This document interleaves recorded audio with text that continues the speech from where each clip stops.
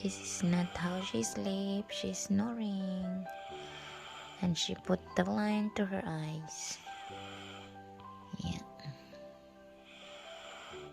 Dito natulog sa aking kama. So, ayan yung aking Daisy.